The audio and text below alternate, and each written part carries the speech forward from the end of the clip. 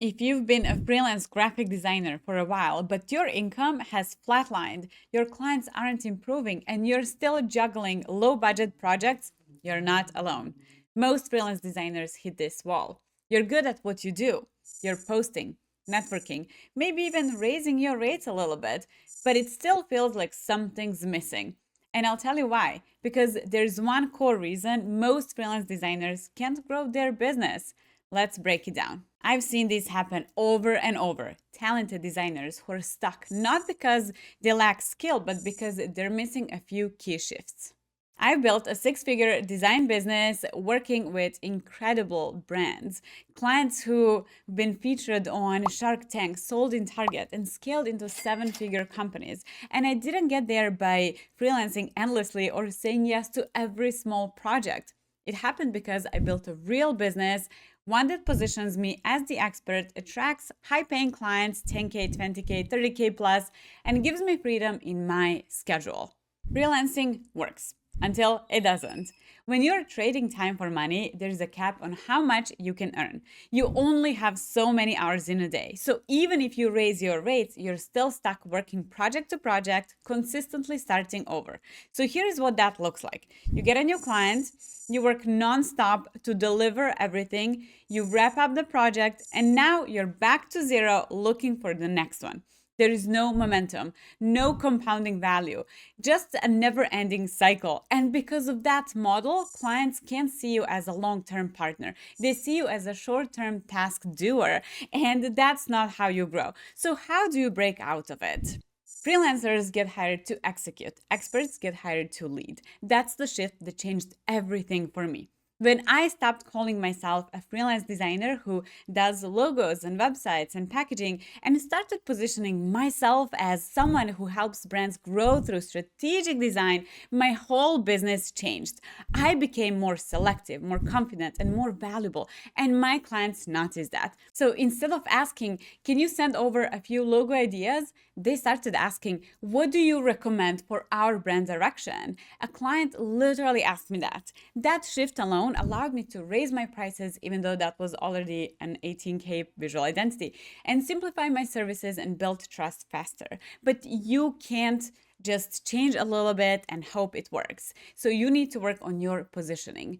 Here's where most freelance designers get stuck. They say they're experts, but their business still looks like a freelancer's setup. No process, no structure, just random proposals, endless revisions, and scope creep. If you want to grow, you need a clear strategic process and one high ticket offer that solves a real business problem. So, for example, my agency's signature offer includes brand strategy, so we align on messaging, goals, and positioning. Visual identity, so that is one confident strategic concept, no endless options, and then packaging or website built directly from strategy, not based on the client's personal preferences or when their spouse didn't like the color. That's it. It's simple, it's clear, and it allows us to charge five-figure and up for one design project. And yes, include the price upfront. That confidence shows people you are not a random freelancer. They know exactly what they're investing in. So, for example, one of our clients came to us for a rebrand, and because we had this structured process, we went from first call to project booked in under a week at a 12K price point.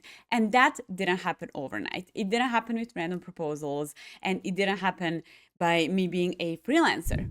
Now, even if you have the right offer, none of this matters if you're marketing to the wrong target audience. That was me in the beginning. I was constantly posting on Instagram and hoping someone would magically see my work and reach out.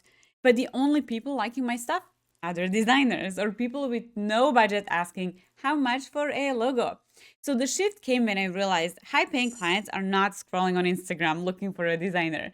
They're running their businesses. So I stopped marketing to broke audiences and started connecting with real decision makers on LinkedIn, at networking events, and through referrals from partners who work with the same kind of clients I want to get. That changed absolutely everything in my design business. And if you want help with that shift from messaging to positioning to lead generation, I break it all down inside my free 12K client attraction masterclass. It's specifically for designers who want to stop freelancing and start building a real business that brings in premium clients consistently. The link is in the description, so go save it and check it out after this video. Now, let's talk about one more thing that keeps freelancers stuck, and it's not what you think. So, this one is tough to hear, but very important. Most freelance designers stay stuck because they still think like creatives and not like business owners. They are focused on improving design skills, learning new tools, tweaking their portfolio, instead of building systems, optimizing their client experience, or getting visible in front of the right audience.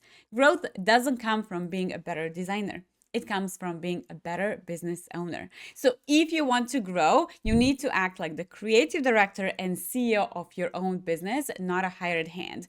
You need to lead, you need to guide, you sell results. And when you start showing up like that, everything changes.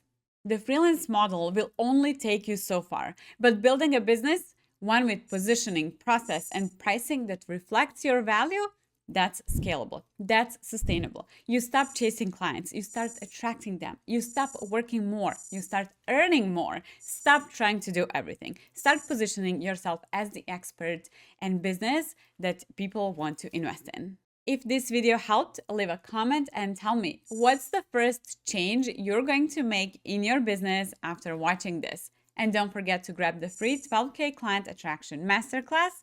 The link is below in the description. If you want more videos on pricing, getting premium clients, and building a design business that actually works, subscribe and turn on the bell. I'll see you in the next video.